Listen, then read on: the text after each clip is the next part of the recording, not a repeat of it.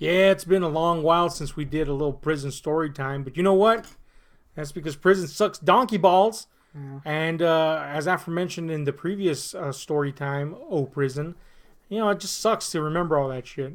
But, you gotta please the public. And somebody was like, yo, where them stories at, homeboy? So I'm gonna tell you a little story about this dude called Flames.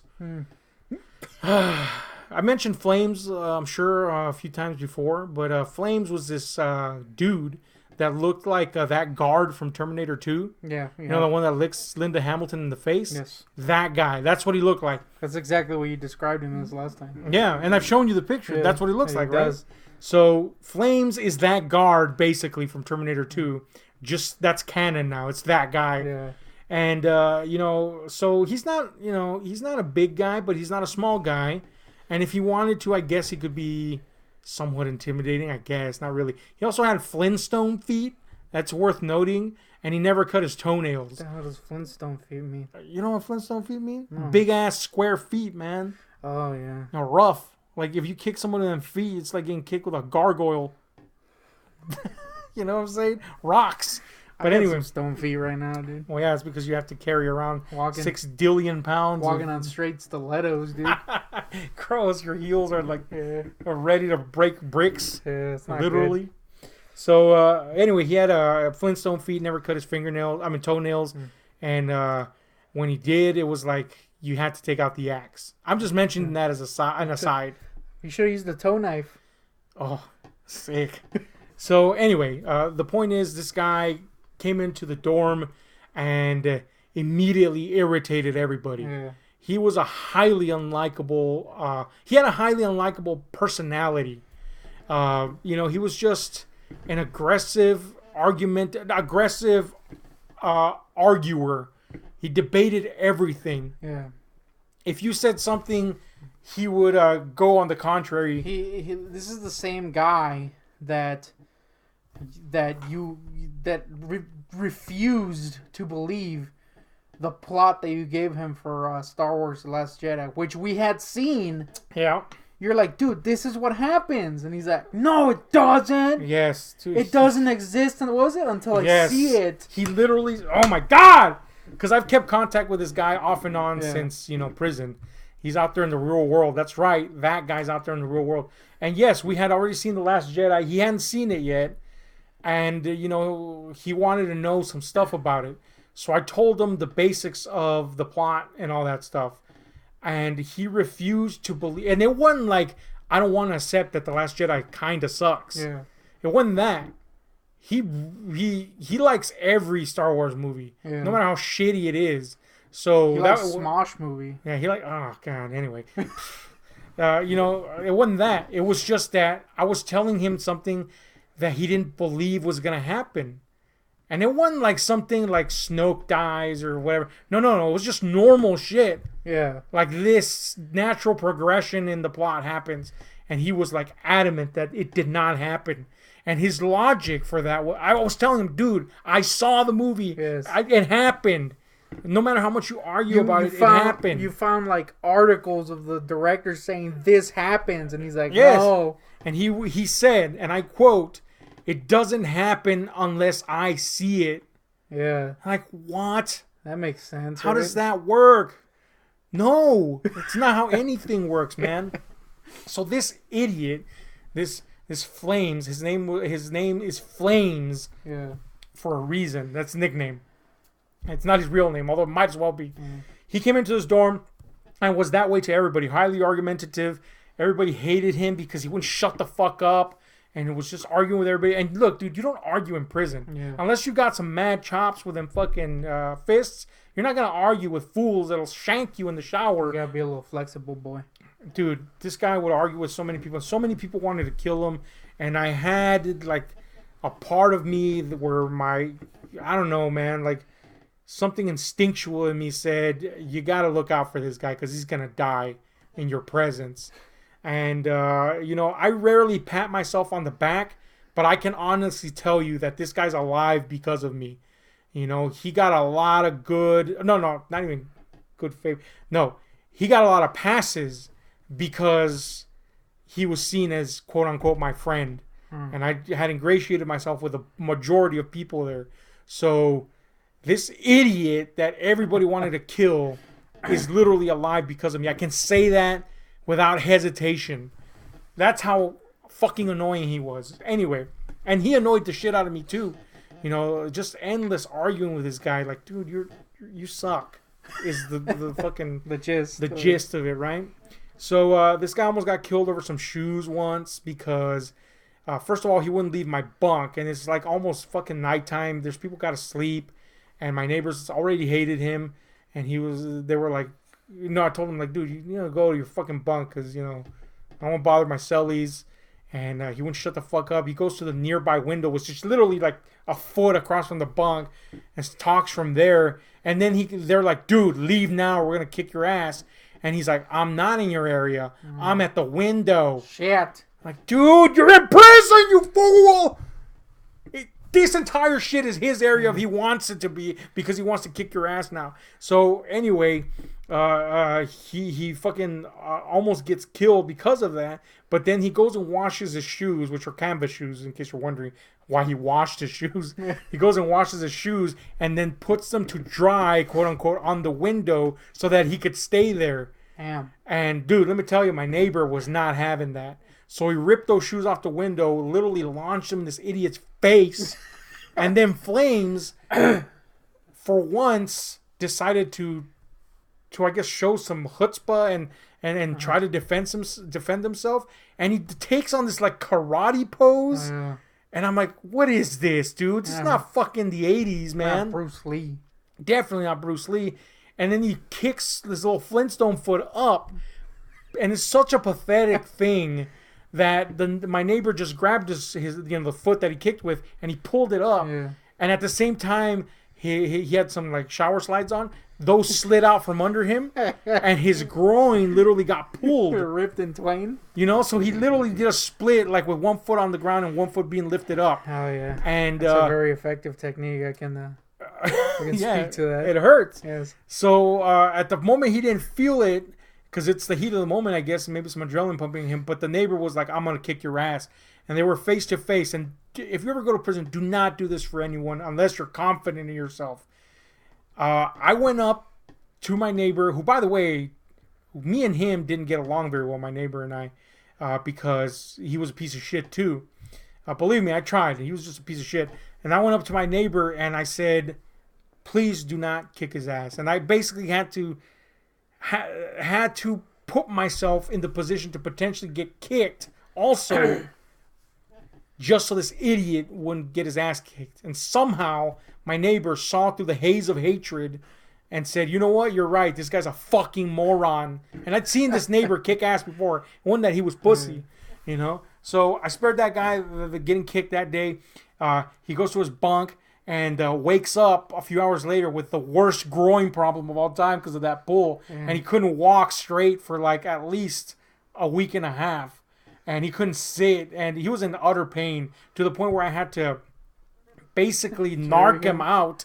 Yeah, carry him bodyguard stuff. I had to narc him out, quote unquote, to the guards because he wouldn't go to the doctor. And I was like, dude, you guys got to get in there and take him out, literally with a shotgun because he sucks. He tore his sack. And Munson style. He had some serious sack issue. So that was a thing. But that's not the biggest problem with Flames. The biggest problem with Flames was how he got his nickname. It's because he was a raging, flaming gay dude. And he did not want to admit that. Homosexual. There's no problem with you being gay in prison. In fact, you probably have it easier if you're gay in prison and you play the cards right. You can also have it super hard if you don't. But, you know, and I've seen gay guys go through prison, no problem. You know, a really good friend of mine named Eugene was a tough ass mofo in prison, and there's been another prison story time where I talked about Juicy, who was the gayest black man I've ever met in my life. His name is Juicy. Yeah, but then all of a sudden he's like fucking Muhammad Ali in that bitch, you know. So I've seen gays get along just fine in prison, but Flames was that guy that tried to be straight when obviously he was gay. Yeah, like and the the John whole Travolta. world. Yeah, he was the John Travolta of him there, down to the shitty hair. So here's the thing, man. Everybody in the world knew that he was gay. Yeah. It's just the fact that he was this hoity-toity, stuck-up, argumentative, trying to present himself as like this uptight Christian little dick, made them hate him for it. Yeah. He could have just been like, I'm a flaming homo, guys, and they've been like, all right, cool. Yeah. You know, that's it. Here's his undoing.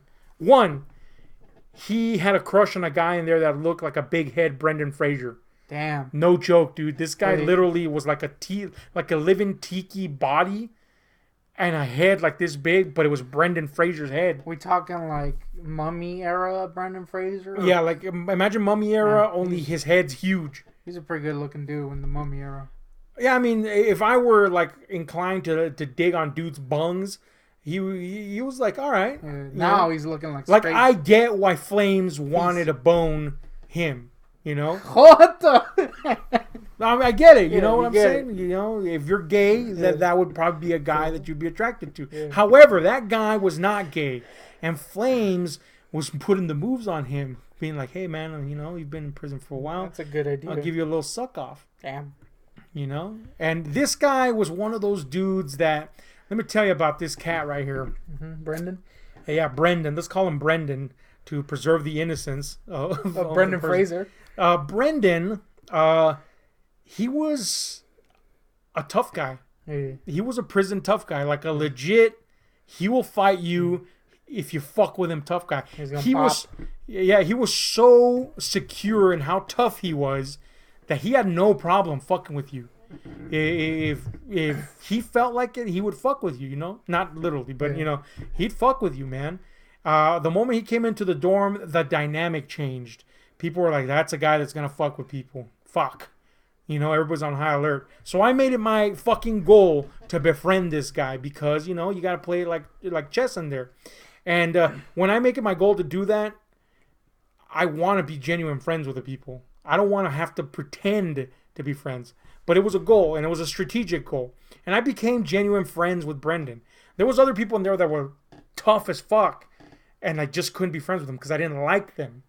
I tried, but they were just unlikable people. But Brendan was a likable guy beneath all that posturing and toughness. He was a funny dude. He was likable. He was hard to be around sometimes, but I liked him as a person. There was something in there that was likable, and he could be genuinely a sweet dude at times, you know? And he saw, I guess, that since I went out of my way to befriend him in a world where he was seen as a threat, he kind of dug that, you know? He's like, all right, this cat's not seeing me like everybody seeing me. So we got along pretty good. I stopped him from getting in several fights, you know? I kept him in the dorm whenever people wanted to kick him out. So me and him got along pretty good. Me and Brendan getting along pretty good meant that Brendan told me a lot of stuff, which means that Brendan told me, dude, what's up with your homeboy Flames? And I'm like, what do you mean? That motherfucker's hitting me. He wants to suck my dick. And I'm like, nah. I mean, really, I was like, yep, sounds like Flames. But now I'm thinking, damn it, I'm going to have to defend his dick sucking? So yeah, that's like a point. That's a hill you don't want to die on. That's where you cross. You know, you just draw a little line in the sand. Dude, I'm not going to defend your ding sucking. Yeah, you know? I'm not gonna go up for that ding. Ever. I'd go down with that thing, really. Or on it. Yeah. So I'm like, for real? And yeah, he gave me the whole spiel, but he thought it was funny until Flames was like clearly like pressuring him to let him suck his ding ding, and I was like.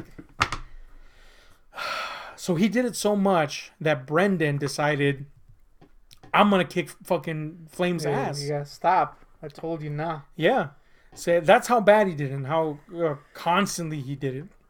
So I had to get fucking Flames, pull him to the side and go, dude, you got to put the brakes on that shit. What are you talking about? By the way, that's how Flames talk. What are you talking about? And I was like, dude, you cannot be offering to suck dudes off if they don't want to, especially. And continue. He's going to kick your ass. No, he doesn't. He doesn't want to do that. We're friends. I'm like, all right, motherfucker, go and suck his little ding then and see what happens. And sure enough, I'm sitting there just minding my business like a day or two later, and I hear some yelling, right? And I look up, and Brendan is literally launching fucking... Across the floor? Flames across, yeah, basically across the floor, dude. he skids out of his fucking shower slides and literally skids on the floor. So yeah, in so many words. And he told him, you better keep your effing ass away from my bunk, and I'm like, and I don't mean fucking, I mean the other word. And I'm like, oh no. Already, by the way, at this point, Flames was being targeted by the AC. The Aryan Circle, in case you don't know. I was about to say the ass culos, but I guess not. The AC that was in that particular dorm hated him. One, because Flames was white. So, technically, he was, as it goes in prison, one of them, quote unquote, The Woods look out for Woods. Yeah. And ACs are Woods because they're white. So, they had to look out for him. But he was a guy that was irritating, so they hated him. So now you got to add to that the fact that, he's got this jacket on him, this rep on him of the dude that wants to suck weenies in the dorm.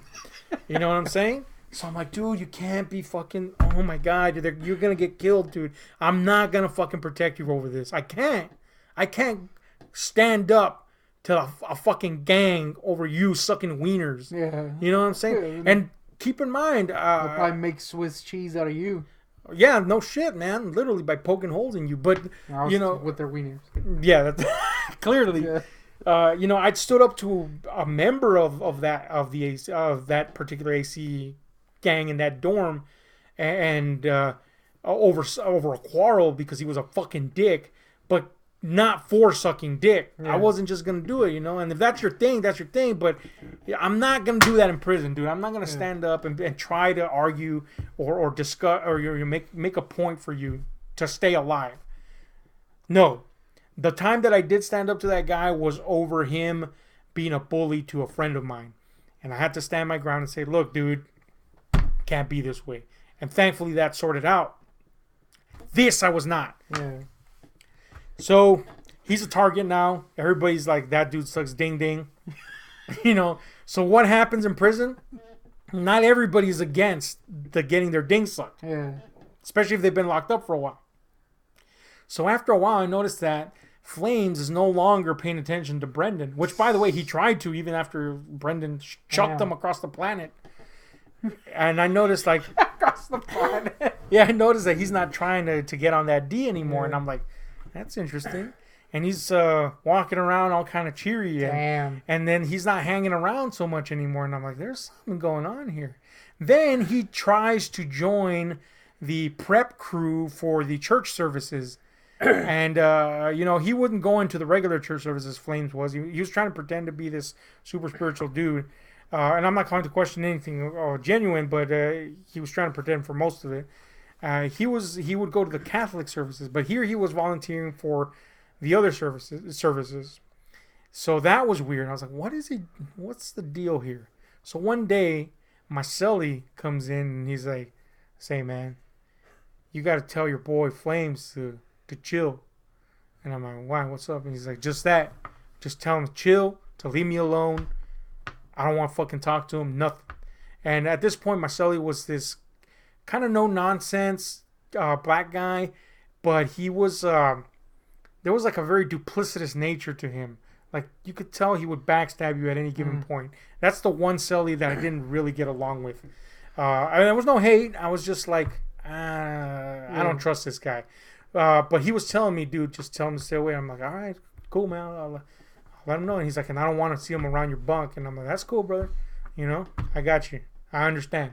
So I went up to Flames and I told him that. And he's like, why? And I'm like, dude. What is this? Instantly wanted to murder him. Dude, I kicked it with gay dudes in prison a lot. Yeah. Not that way. And all of them were cool. This is the one gay dude that I wanted to punch in the face. Yeah. Like, dude, what is it? Why? And then you don't even own it? Come on, man. But anyway, and I'm like, dude, just stay away from me. I don't know why. I don't give a shit. I don't know what you did to him. Just stay away from him. And then it hits me, and I'm like, did you ask to suck his ding? And he's like, well, it already happened. And I'm like, shit.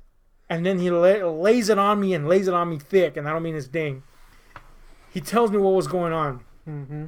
he had, because of the Brendan situation, the word got around that Flames wanted to suck ding ding, right? Yeah. So Maselli hit him up and was like, yo, man, I got to get my ding sucked. You know what I'm saying? And Maselli was the chaplain's assistant. You know, if you don't know what that is, basically the unit's preacher, the unit preacher's assistant. Yeah. So that's ironic. And that's why Flames had all of a sudden been involved in all these church service preps and all that stuff, because they were finding time on the side to go into an empty room, and this dude was getting his ding sucked by Flames.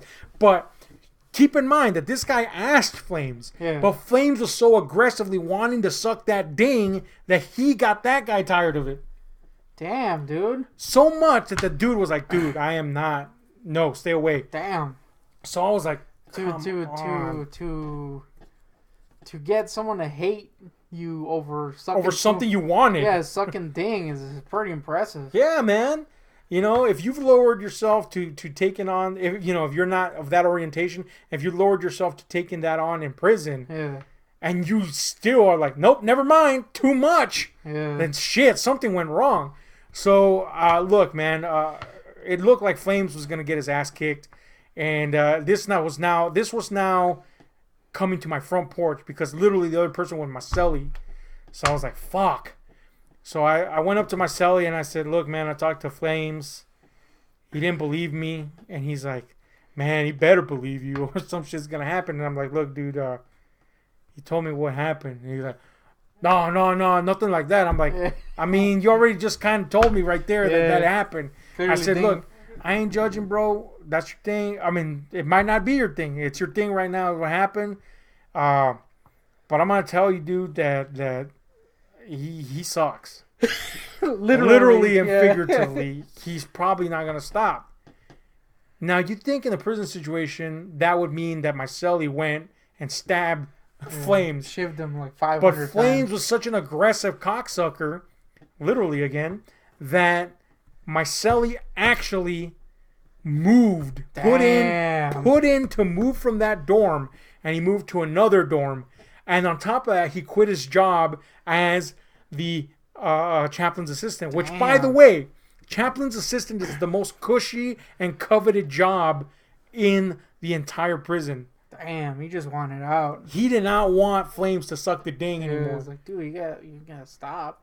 Also was curious as to whether his ding smelled, because Flames was notorious for his Godzilla breath, dude. Oh. Dude, Flames' breath is death. Like, dude, fucking clear out Tokyo when that bitch is fucking hitting shore, cause shit. Literally feces in the mouth, man. Anyway, maybe it's because he sucked so much ding. No, dude, this was pre-ding. He was like stinking up the place with that breath. Flames is also a guy that was one time at my bunk, and he was talking to me and shit, admitting one of his later gay trysts. And I was like, dude, I realize you have to vent to somebody, but why does it have to be me? Why do I have to hear about every nook and cranny of your a-hole? Yeah. On the plus side, it's always good to hear people's stories in prison, because it almost guarantees that they don't fuck with you. Yeah. Because that dude knows. Yeah, you got the scoop. You know what I'm saying? So, just a little pointer there. But anyway, also don't tell people the stories you get told, because then you get pointers in you, as in knives. But, people kind of self-destruct in that sense.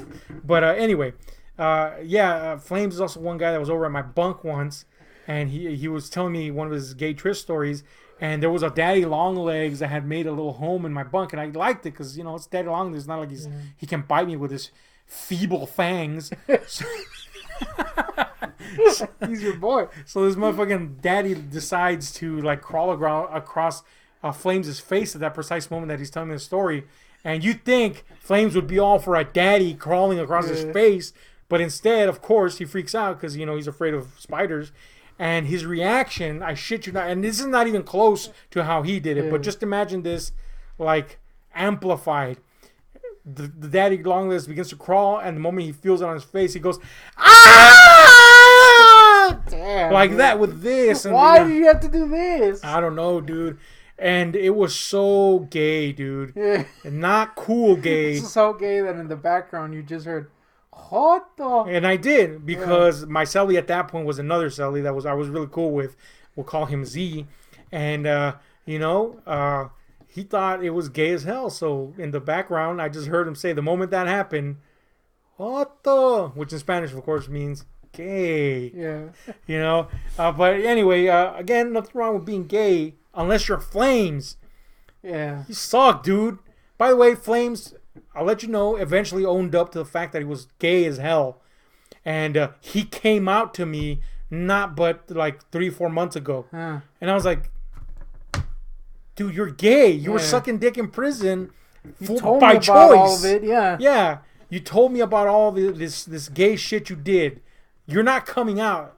And he's like, well, yeah, but, I trust you. I'm like, and that's cool. I appreciate that. That's cool. As a homeboy, power to you. But if you're planning to do this with everybody else, guess what? They already know. It's not going to be this big shocking moment. You seem to be the only guy that doesn't know. Yes. So I don't know what the progress has been because he didn't contact me since then. He goes for spurts without talking. So I don't know, man. I don't know how his coming out to other people went, but I'm sure they were just as equally unimpressed by facts. Apparently, he has the same arc that Mac did in Always Sunny. Everybody knew he was gay. Yeah, basically, man. Only Mac is cool. Yeah. In that horrible way, but Flames is just insufferable, dude. Yeah. Like Flames, look, I love the guy as a human being, but holy shit, man, that's one person I never want to see in person again. You know what I'm saying? Like, that I've met in prison. Like, there's people I met in prison that I want to see again. I care about them deeply. But Flames, I'd rather kick fucking spikes into my own fucking face with a football kick than see him. What does that even mean? Yeah, one of them Pele kicks? Yeah. Only I'm kicking spikes into my eyeballs. How are you kicking a ball into your face? I don't know. The very idea that I could do anything Pele did is ludicrous enough. True. So anyway, that's another little prison story. That was about Flames. There's more stories about Flames, like the time. I could elaborate on the AC wanting to kill him, by the way. So maybe that's a story to tell. But there's others coming somewhere along the way. Thank you for listening. In the meantime, hit like, share, subscribe, and those notification buttons. Because we're out.